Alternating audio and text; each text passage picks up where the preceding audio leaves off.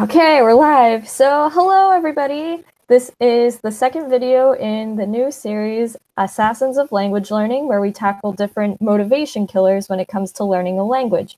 So this week, my special guest is none other than Andy Roberts, and I am super excited that he can join me today because, well, he's been a long time commenter and viewer of my videos, but that's not why I wanted him to join me. Throughout his time commenting on my videos, his comments were really long and thought out, and they were just full of wisdom. That's what I think of when I think of you, Andy, years of experience and wisdom, and I'm so glad that you could join me today. Yeah, thanks for having me on. I'm glad to be here. It's hard to talk me into an interview like this, so yeah. But I really was intrigued by the idea. So, Oh, thank you. So tell us a little bit about yourself for those who may not be familiar with you yet. yes, I work in IT, but I've taught English in Japan and Korea for 5 years, South Korea. And majored in French. I was going to teach French, and then I thought, no, I really want to live in Japan. But then I got homesick after 5 years of being in Asia, so I came back here and went into IT. But Um, yeah, I really love languages. I've studied 7 and dabbled in a few others, and I'm constantly trying to learn new skills, like how to learn from Glossika or how to learn from um, Goldest or whatever, just to expand my skills as a language learner. Yeah, so I really enjoy it. I can't get myself to not study languages. That's how enthusiastic I've gotten about them. They're really great, like mental activity. Like I used to do word games and stuff as a teenager, like where you have a sentence in code and you have to decode it. Where the letter A is actually letter F and so forth and so on. Um, Yeah. and um, but I found that languages really give me that kind of mental stimulation, and so I'm finding it's pushing other areas of my life away, even important things like chores, that I have to get done. So I have to work on that kind of stuff. So yeah, that's a bit about me. I'm Okay. in my early 50s and single. All right. And you also have your own blog that you started as well, where you do talk about language tips and stuff. That's right. So, I only post something about once a month. And I haven't done a couple of months. I'm kind of tongue tied at the moment, but I'm trying to do one a month. And yeah, just any wisdom I'm learning along the way that I want to share with other people. And there's a lot of blogs out there, so people may or may not like mine, but that's fine. Enough people do that I find it worth posting. and And then I that's think that's great. OregonPolyglot.com. So Oregon Polyglot, you just look up. Yeah, and so I have the link to that as well as your Instagram and your Twitter in the description below. And you also have a YouTube channel, so people could Oh, check that out as well. forgot to mention that to you too. Yes, thank you. Yeah. Um, yeah, so I rarely post there at all, but I want to in the future. All right. Well, that's great. So I'm really excited to get started on this. So Yes. this week we're talking about feeling overwhelmed when it comes to language learning, because that is a real problem that many people have. No matter how much you love languages, like you were saying, you kind of push other things out of your life because of your love for languages, but that still doesn't mean that you won't feel overwhelmed once in a while. Yeah. So, that being said, what aspects of learning a language in general, not the process, but the language itself, depending on what the language is, could make you feel overwhelmed? Well, lately I've been paying more and more attention to pronunciation, so that's one thing. I was thinking of dabbling in Welsh because it's free on on blanked out on it. Anyway, um, uh, and and then of course Kirsten Cable, who I follow, is also learning Welsh. But I saw too many sounds I didn't understand. I looked them up on Wikipedia. That's how I'm learning pronunciation. It worked well for Vietnamese. I learned all the sounds for Vietnamese, so I was able to dabble in that this year. But Welsh and Arabic still have too many sounds I can't figure out at all, even after explanations and hearing it. So hearing them. So that's one area. And vocabulary, of course, can be overwhelming too. When I graduated with my French degree from college, I still couldn't read much of classic French literature like I was probably supposed to be able to. And my conversations were still limited, and it's because my vocabulary was still too small. So that's another area. But in this particular case, the case of Russian that I'm going to talk about, it was grammar.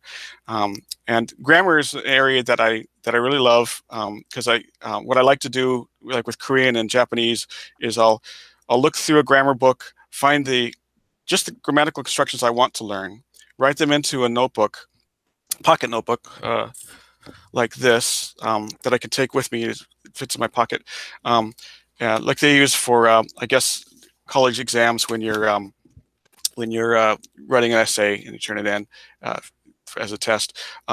These are really handy. And then I've actually found a brand called Write in the Rain that you can use because it rains a lot here. So when I take a walk or go hiking by myself, I make my own sentences, or I talk to myself in the language, and I do it out of here. And then I find after I've made enough sentences that I've over a period of days or weeks that I've learned the grammar. I didn't have to do any grammar drills or exercises in the book or anything like that. Didn't have to read long descriptions, but then I find that it just naturally comes into my speech after I've done that.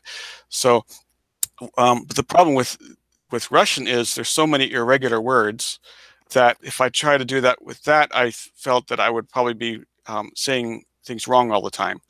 But that's okay, because there's then I go to the audiolingual method, textbook that I have, or grammar translation textbook that I have, and I just use other means, and that's fine. But what I like to do with the language is I would try different courses. I play around with the language for a while, and then I usually would take a course like Michelle Thomas or language transfer, and I'd go through like 12 CDs of Michelle Thomas, and then I find, because it forces you to make new sentences all the time with the grammar it's teaching and the vocabulary, that but after 12 CDs, I'm used to just making sentences. So I then find myself naturally talking to myself in the language, and at first with some difficulty, but at least sometimes I do it without thinking, without meaning to. I'm just walking to my car from the office, and I'll say a sentence, and hey, I didn't say that in English. I said that in this language that I'm studying, German or whatever. And so after 12 CDs, I have enough confidence to try talking to myself, and then after some time of practicing talking to myself, I get into the flow after a few months of that.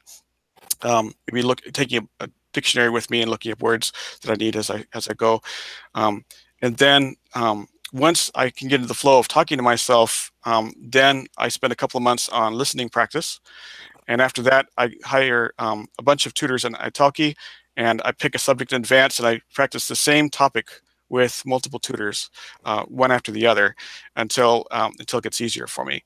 And then I go on to the next topic. And that works really well for French, Spanish, and Japanese. But when I tried it with Russian, my Russian tutors kept correcting everything. And and it's because they have all these irregularities in their grammar. In fact, there's even some verbs that don't take the accusative; they take like the instrumental or something, some other case. Cases. and it's like I hadn't gotten that far in my textbooks. I hadn't even learned the plural forms of each of these cases yet. I've recognized, oh, that's a case I see a lot, like ami, but I don't remember which case it belongs to, so I certainly wouldn't know enough to use it. And there's a lot of irregular words too, that have irregular endings, and so it got to the point where I got corrected so much that I lost my confidence in speaking Russian.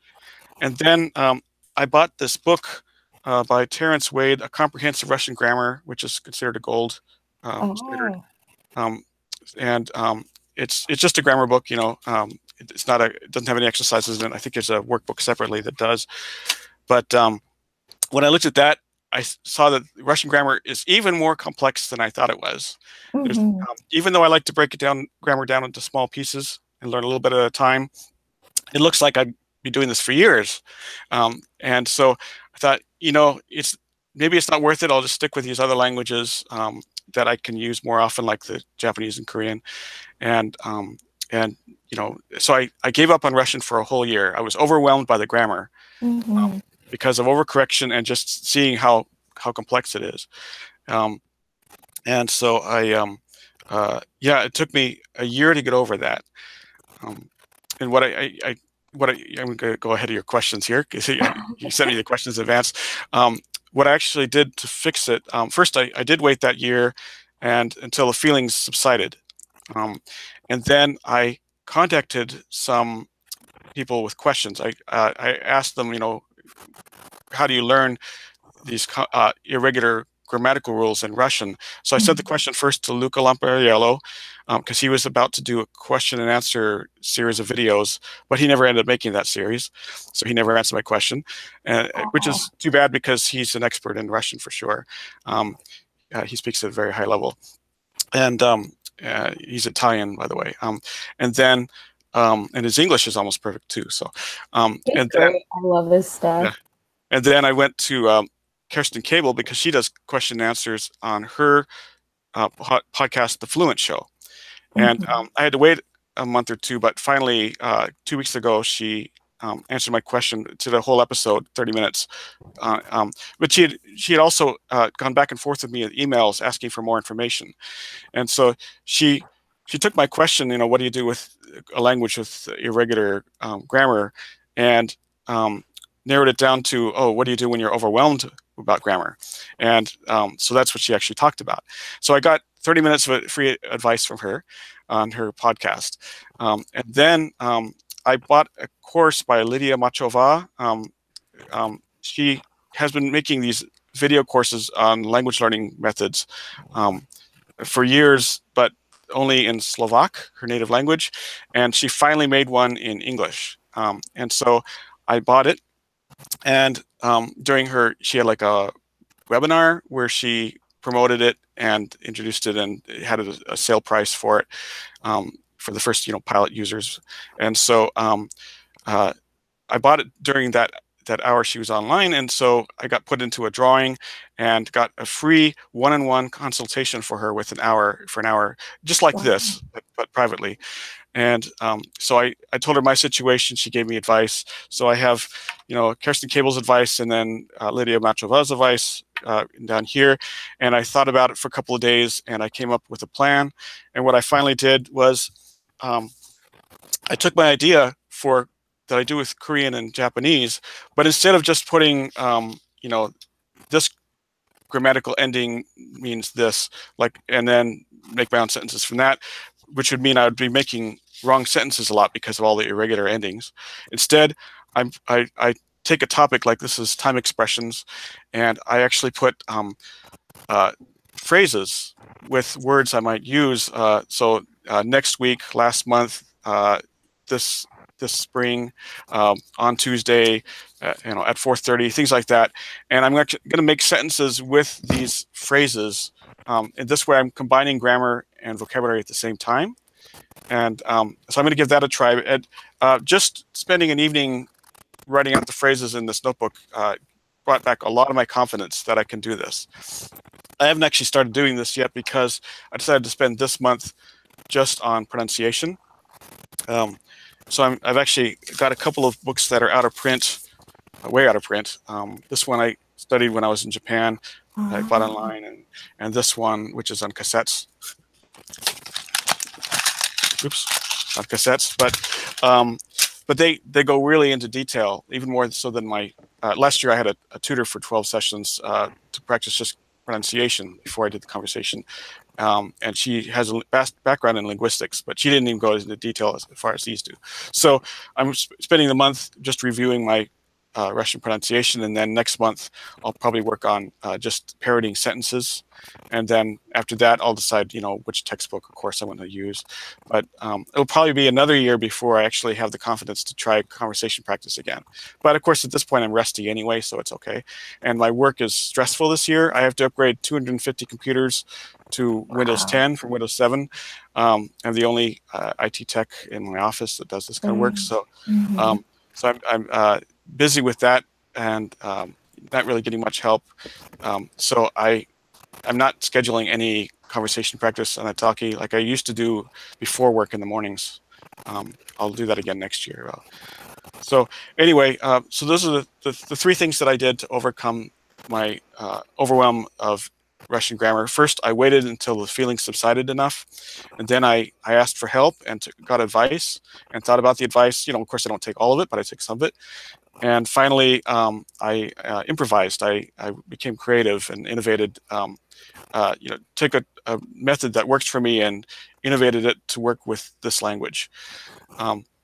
And the combination of those, and then taking it slowly, I guess, is the fourth step as I get back into it. Not trying to push myself. Those four things help me get over the overwhelm. Okay, thank you for that. And yeah, I wanted to point out a few things that you said. I mean, one of them is sometimes if you're feeling overwhelmed, you do just have to change your method depending on the language, because not every language is the same. So even when it comes to language learning, there is no one-size-fits-all method for every language learner, but then that goes even further with the individual. There's not a one-size-fits-all for each learner. You have to, well, for each language that each learner learns, you have to break it down even more. Yeah, that's right. Exactly. In fact, I read a whole long blog article that people liked, I got a lot of likes for, called what was it, Templates and Innovation in Language Learning. If you go back a couple of months, people can look that up if they want. Yeah, that's where I summarized, not this particular problem, but that's where I summarized what you just said. So. Yeah, and I did check it out. It was a really good post, so I would recommend checking it out as well. So there was that. There's also the idea of feeling overwhelmed doesn't just come from the language that you choose itself, such as you were mentioning problems with the language like pronunciation, but also the process. So when it comes to teachers maybe overcorrecting. Now, what's interesting is you mentioned that you've been a teacher on numerous occasions yourself.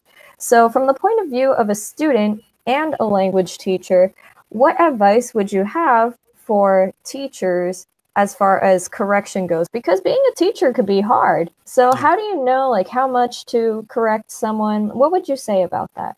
Yeah, probably correct as little as possible until you can tell that they have the confidence to speak.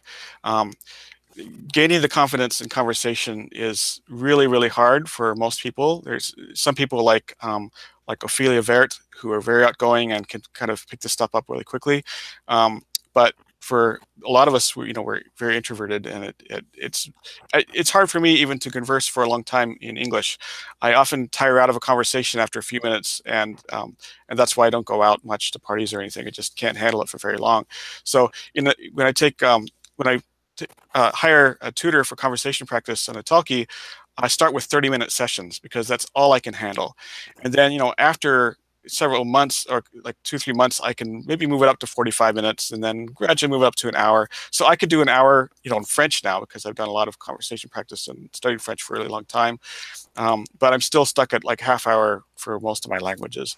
And that, yeah, so I don't want to be corrected a lot during that half hour because I'm still trying to think about what I'm trying to say, and it's still very a lot of mentally draining, basically, and so it's easy to get overwhelmed at that point. So, yeah, maybe as actually Kirsten recommended, if you are a tutor, because she tutors as well, she said, if somebody keeps making the same mistake, write it down, talk about it afterwards or something, but don't keep interrupting them. And so I think that's a good advice for a teacher. Okay.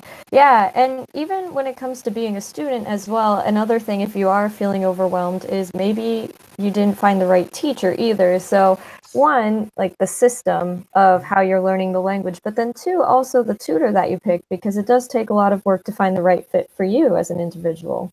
Yeah, actually, I tried a lot of tutors for Russian and even made a spreadsheet where I kept track of the pros and cons of each one after each lesson. And I say, okay, this one is not very good at conversation, so I won't hire them again. Or this one won't speak any English with me, only the target language, so I'm not ready for them yet. Or they talk too fast, so I don't understand them yet, so I'll put them off till later. Or this person overcorrects me, so I don't want to hire them again. And so I end up with much smaller list in the end. But after trying so many tutors, that means I do get along a lot of bad practice at first with all these wrong tutors. I've heard people have even worse trouble with language exchanges, where they may have to try a lot of exchanges before they find someone that that they can work well with. Yeah, and trying to find the right fit for language exchanges, learning a language, a tutor, Yeah. all of that can be very overwhelming in general. Yes. So then I wanted to ask you another question, and it was based on what you said about your story with learning Russian. So you actually ended up taking a break for about a year because of all that was going on. So I'm assuming that you're in the camp of agreeing with this, but is it okay to take a break when you feel overwhelmed, slash how long? You know, how does all of that work?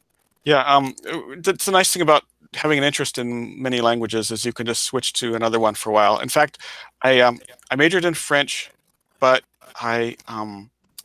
well, learning a language in a classroom setting, although it has some advantages, you do get to learn the grammar really well, um, uh, and you get exposed to maybe some literature you wouldn't otherwise. Like I took a class in French theater and read a lot of Moliere. Moliere is not too hard to read, but a lot of the other French authors are. Um, but so it's got some advantages. But on the other hand, you can leave it with a bad taste in your mouth for the language. So I ended up not using French or studying it for like 2 decades after that, until those negative feelings subsided. And I thought, well, okay, it's on my resume, but I'm really rusty in it. So I'm going to focus on French for a few years and get it up to the level I want it to be at, so that I don't look like I'm lying on my resume when I say I have a bachelor's in French. And so that was a big motivation for me to get back into it. But I had to wait until the bad feelings have subsided. And then, having a motivation, of course, at that point did help whatever feelings were left over. And for me, I love the Russian language. It's like poetry to me, probably because the first time I heard Russian was Russian poetry. And so even though I'm not into poetry much, but I love the sound of it. And so same thing with Swahili. It sounds very poetic to me. If I love the sound of a language, then I really want to learn it. I've been watching a lot of Indonesian television lately, not understanding what they're saying, but I just love hearing the way it sounds. And so now it's like I really want to learn Indonesian, but I have no one to speak it with. So I might learn Tagalog instead because it sounds similar, but there are a lot of people in town here, even 2 people in my office I can practice speak that with. So anyway, the sound of a language has a lot to do with it. So just my love of Russian helped me overcome, after that year was over with, to get back into it again. Yeah, I definitely like sometimes people underestimate the power of how passionate you are about something because in high school, I didn't exactly have the best Spanish classes or teachers, and so it was my love of languages and specifically Spanish that kept me going through the courses through the years, even though a lot of my classmates stopped after their 2 years of Spanish in high school. So Yeah. definitely don't underestimate the power of feelings in Yeah. some cases. But anyway, so that answers your question. In this case, I waited 2 decades before I got back into French. So there really is no time limit on this. Just pick another language and keep going because there's lots of languages in the world to choose from. So if one doesn't work out for you, I've been trying for the past few years to get into Mandarin Chinese, but it's still, even after all this time, it still sounds too strange to my ears. I've learned the pronunciation, the tones, everything. I'm fairly good at all of that, but still everything seems to go in one ear and out the other. When I try to learn it, I don't retain much of what I learn, and so Ollie Richards was saying, well, you just need to expose yourself to language more, listen to music, television, whatever it is, movies, and just keep getting exposed to the language until it doesn't sound so strange to you. But the more I listen to it, the stranger it sounds to me. So it's actually working in reverse. So maybe eventually I'll get past that, but if not, that's okay because I'm still working on Japanese and Korean, and I can use those languages once I learn them. So it's still gonna be all right. Just you may not be successful with every language you want to learn. Okay, so you would say that not only is it okay to take a break if you need it, but also it's even okay to let go of a language because someone who's feeling overwhelmed might feel pressured to keep learning the language that they're studying. Mm-hmm. That's right. Yeah, Okay, definitely. great. And then another thing that you mentioned before was this was further back in our conversation, was not to underestimate, I guess, older resources. And I thought that was a really interesting point that you brought up, because a lot of the time you see advertisements for the newer language learning, I guess, books and technologies and everything, such as Babbel, Duolingo, Rosetta Stone, all of those. But you just showed us some examples of cassettes, which, not everyone's using cassettes anymore, but that's still really cool. And you said you're getting a lot out of this book that's out of print and the cassettes as well. So I guess it's important not to underestimate the power of older resources. Just don't shove them aside just because of how old they are. That's right. I agree. Yeah. In fact, a lot of the materials I bought are out of print. When I look for French novels to read, I look for stuff that I wanted to read, and a lot of it was out of print, but I got it anyway, because I'm more motivated to read these novels than others that happen to be new, that I don't know much about, because I've probably read these novels before or seen the movie already. And so, yeah, definitely don't limit yourself to new materials. And then there was something that you said before as well, going back a little bit further back. Sorry, I'm like jumping all over the place right now, but there was just so much that you said that I'm taking in, and I'm sure everybody else is. But what would you say? So it's okay to take a break and let go of a language, but what about if somebody is afraid that they're going to lose some or all of the language during their break? What would you say about that? Actually, this reminds me of a situation that happened recently, or is happening now, with Ophelia Vert. She's learning Russian, but she took a break from it, and then when she tried to get back in, she tried reviewing from, I don't know, Duolingo, or no, it wasn't Duolingo, but it was one of those apps, and she was quizzing herself, and she kept getting most of the answers wrong, and it just frustrated her.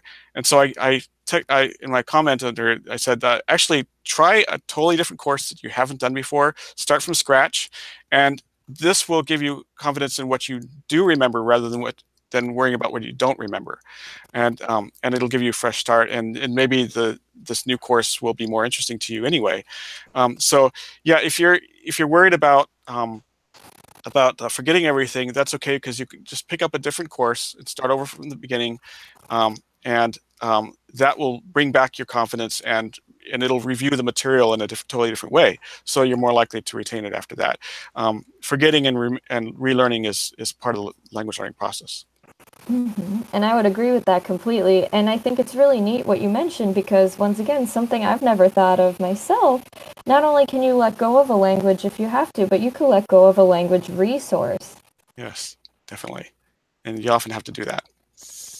And then my last question is, any final comments or thoughts on this topic that we haven't already discussed? I think we went through it pretty thoroughly. I mean, I didn't talk about, problems with how you overcome overwhelm with pronunciation, or how you overcome overwhelm with vocabulary. These are still things I have to tackle myself. But for certain, this language or that language. But you do need patience in any case, because if you try to cram everything in, you're just going to frustrate yourself. So you got to give yourself more time with whatever you're overwhelmed with.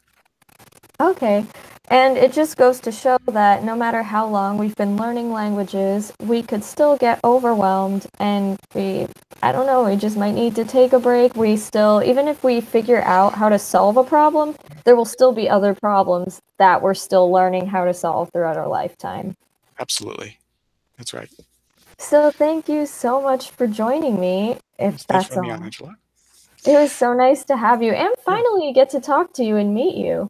Yeah, that too. That's right. We haven't done that yet. So yeah, great. So yeah, I really appreciate this too. And I'll make sure to post this on Twitter so some more people can see it. So you can get it. Great. And yeah, I'm looking forward to seeing who you have on next week and the week after. Oh yeah, well, you did mention somebody who's going to be on here soon enough, so. All right. But thank you so much. Thanks. Have a good day. All right. Have a nice day. Bye-bye, everyone.